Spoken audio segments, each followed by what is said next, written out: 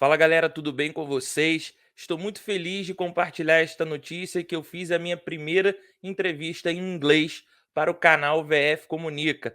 Desta vez, troquei uma ideia com o meu amigo Tommy Langaker para falar sobre o One, bônus de $50 mil, analisar a luta entre Galvão e Gordon Ryan e muitos outros assuntos legais e pertinentes. Confesso que escorreguei no inglês em algumas vezes, mas isso é apenas um detalhe. O que realmente importa é continuar produzindo e criando conteúdo original para vocês aqui do VF Comunica. Agora, sem mais delongas, vamos para o vídeo. Ouça!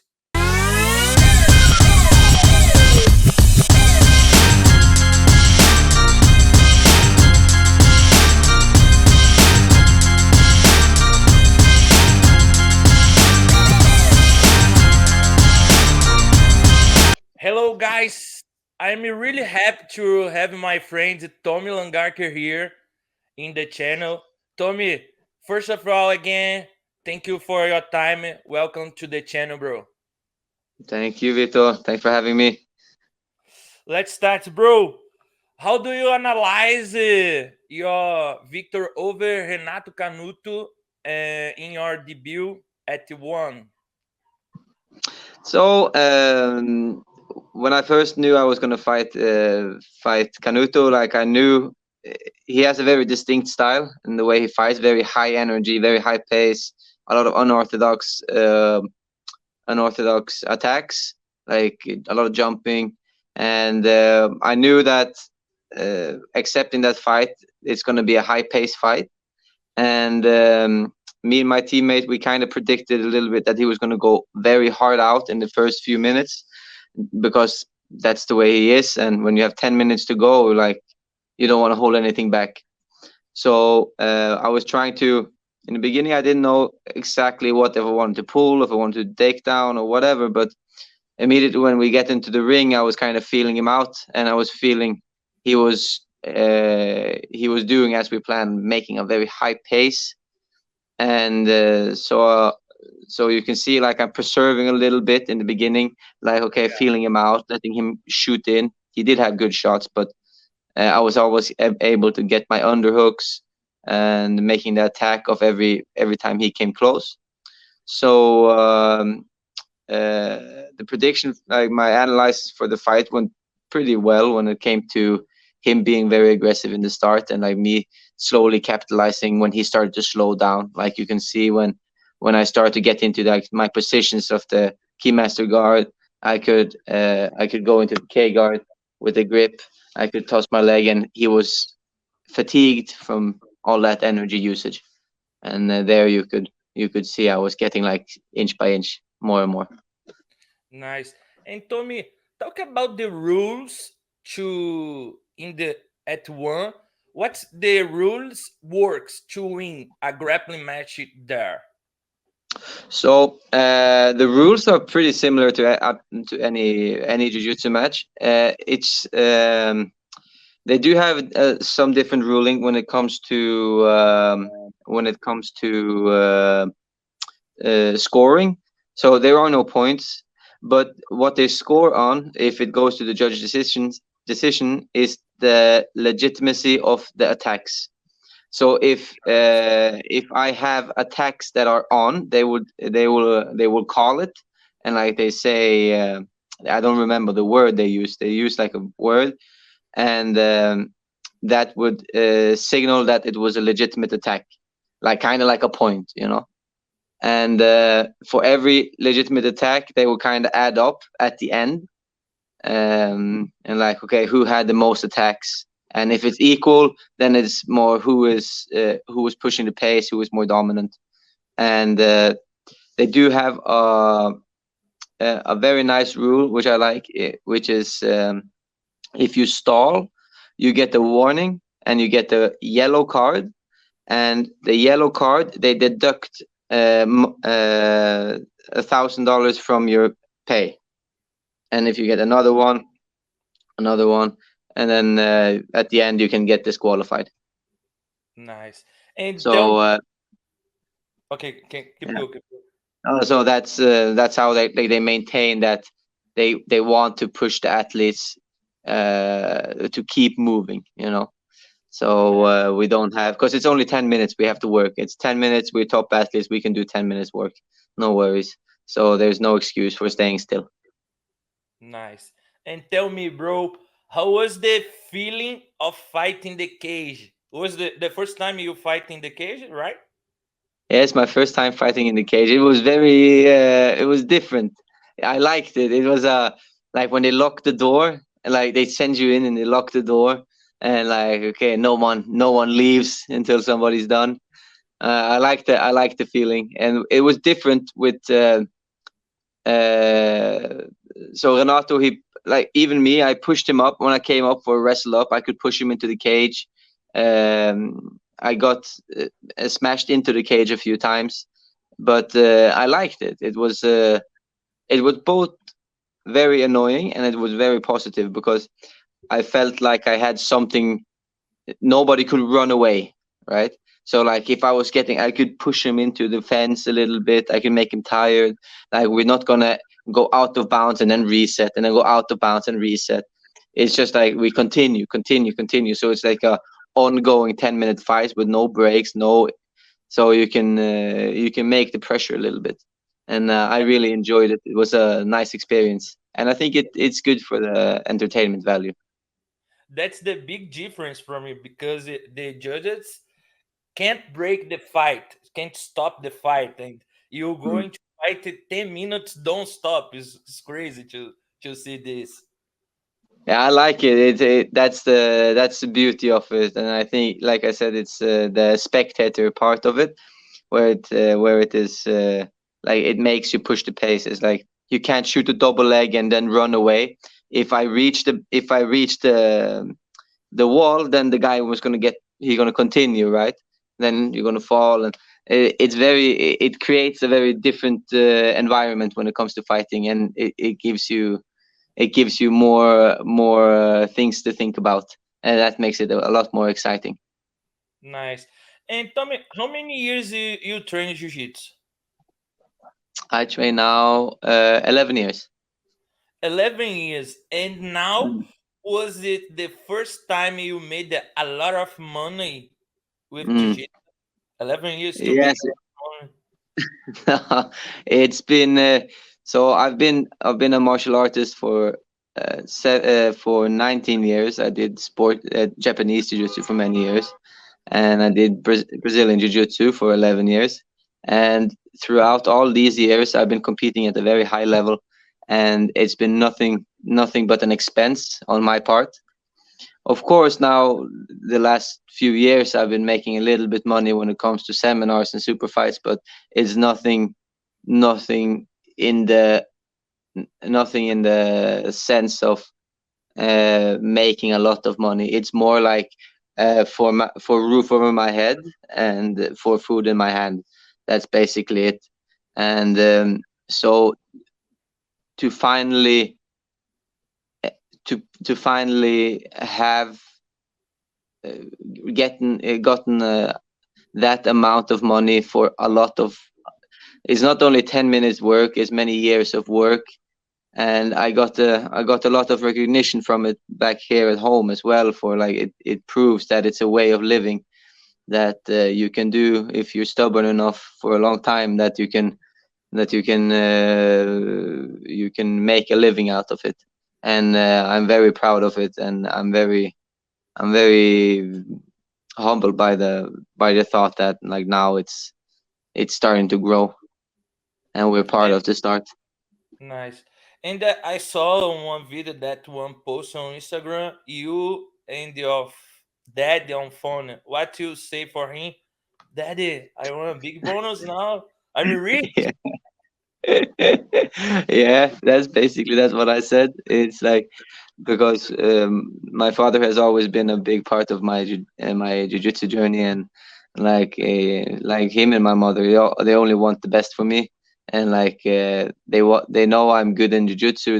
They see now throughout the last years that I'm making a living, but this one here really proved that like now I can make a living out of this. It was it was such a relief to be able to tell my dad that like I made a lot of money on his son is safe now. Like I'm good for the.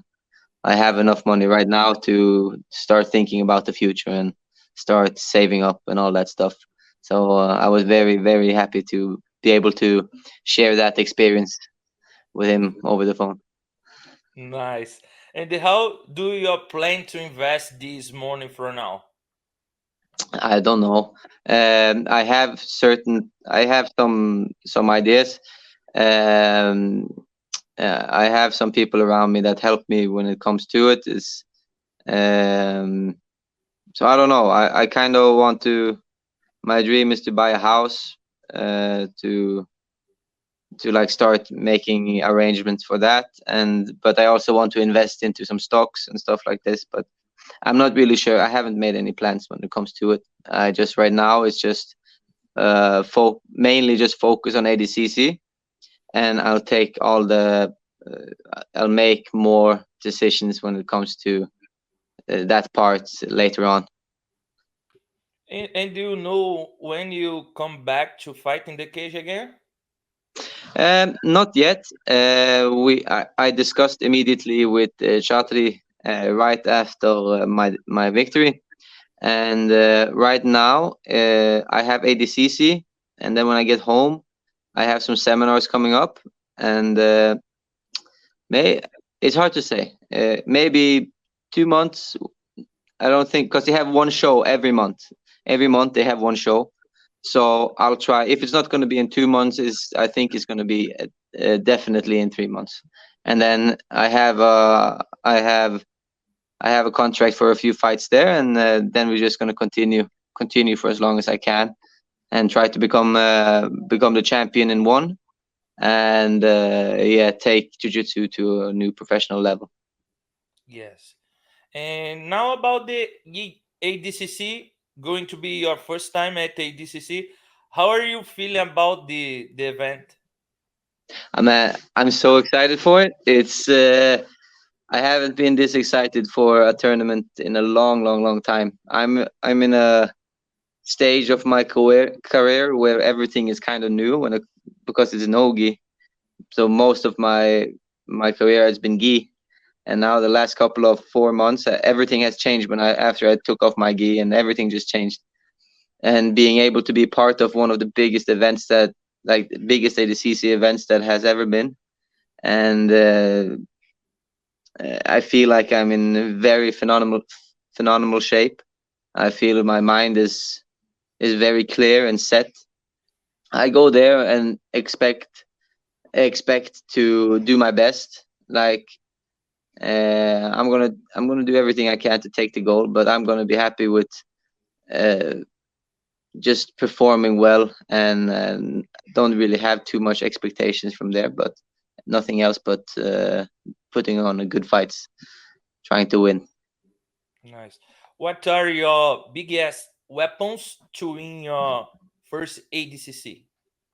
My biggest weapons, I would say, it's my experience. I'm a very seasoned competitor. I know how to keep my calm. I know how to do long fights. I know how to fight, basically, and I know how to. I have a very aggressive style that adapts pretty well into the Adcc rule set, and I'm very confident in myself. So I think those three is going to be one of the major keys for me taking the gold. And we will see. Like I have so many, like I have the returning champ. You got so many young up and coming talent. You got veterans in there. So it's gonna be a great show and a great fights. Every fight is a potential final. Yes, I agree. And 88 kilos is one of the tough categories in Adcc. In your view, how do you analyze this division? The 88 or 77? 88. Oh, 88. Yeah. I haven't really thought too much about the 88 kilo division. I'm doing 77, so. Oh yeah, 77. You Yeah. changed it? Oh no. Oh No, I always do 77. oh, my bad, my bad. And how do you analyze it? 77 kilos is one of the toughest division Yeah. too. Has JT, Mika, you, and a lot of good champions. How do you analyze? I think the 77 is like I like what I said just now is that it's like you have JT, the returning champion. You got Mika, upcoming talent. You got Cade, Ty, Rotolos. You got so many up and coming people and veterans in the game. So the only thing I'm expecting is good fights, and like everybody's down to fight. Like you have it's gonna be a good show. That's all I can say, and expect the upset. And my last question for you, Tommy. We're going to see the fight between Galvão and Gordo. Could be the Mhm. biggest of all time. What do you think? What's your opinion? How do you analyze this fight, man? I think this is a good question because I think a lot of people kind of underestimate Galvão.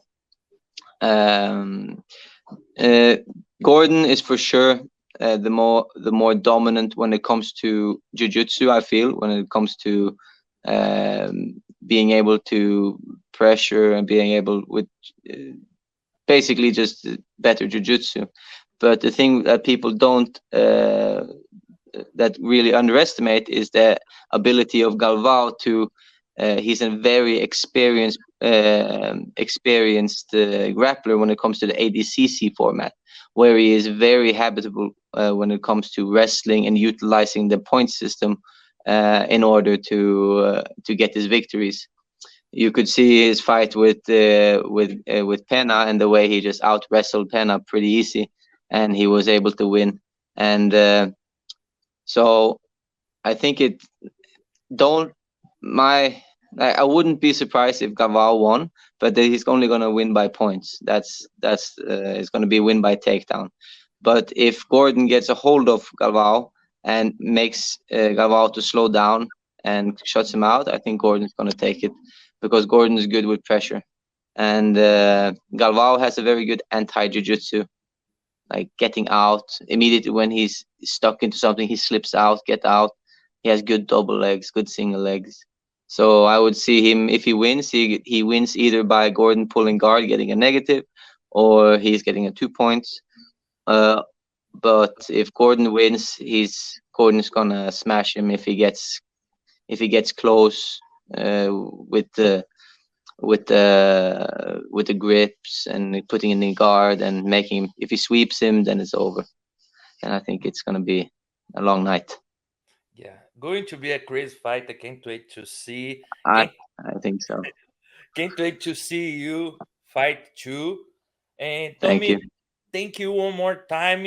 Was my first interview in English. Man, I'm really happy to make this with you. Great job, anyways. I saw you train a lot of time at GD Academy, and my English is there in the past was so bad, and now I can do this interview with you. For me, it's crazy, bro. I'm really happy to have you here. Man, I'm glad you took the time. Man, I'm glad to finally speak to you. And for now, send you a message for Brazilian fans, bro. Açoita.